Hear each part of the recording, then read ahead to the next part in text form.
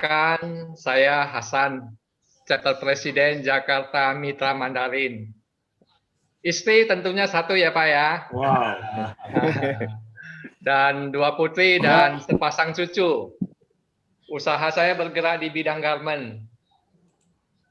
Nah, malam ini saya mau bercerita kebaikan Tuhan Yesus ya. Belasan tahun yang lalu, di hari Minggu, pada waktu malam itu saya dan istri mau dinner dengan teman-teman. Dalam perjalanan, saya tiba-tiba pingsan.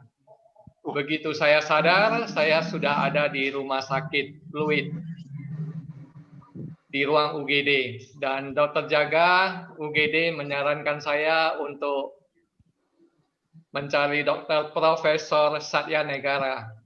Keesokan harinya, saya dan istri pun menemui dokter Satya di rumah sakit PIK.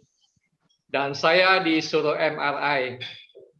Dari hasil MRI, ternyata di kepala saya bagian kiri ada tumor sebesar telur ayam. Dan banyak gumpalan darah. Lalu dokter berkata, ini harus secepatnya dioperasi. Nah, sampai di rumah, saya dan istri ambil keputusan untuk ke Singapura. Sampai di Singapura, saya dijemput oleh adik saya dan istri bertemu dengan Dr. Lee Keng Hin di rumah sakit Glen Eagles. Dan saya juga disuruh Dr. Lee MRI ulang.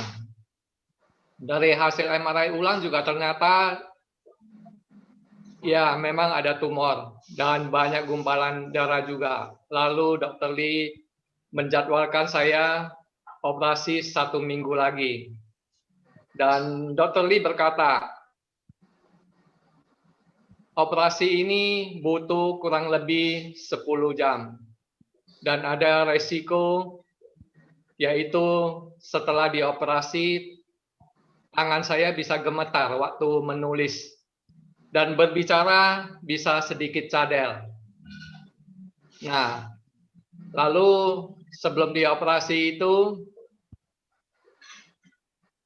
saya tiap hari minum perjamuan kudus dan berdoa minta belas kasihan Tuhan Yesus supaya operasi saya ini berhasil dan saya bisa sehat sempurna kembali.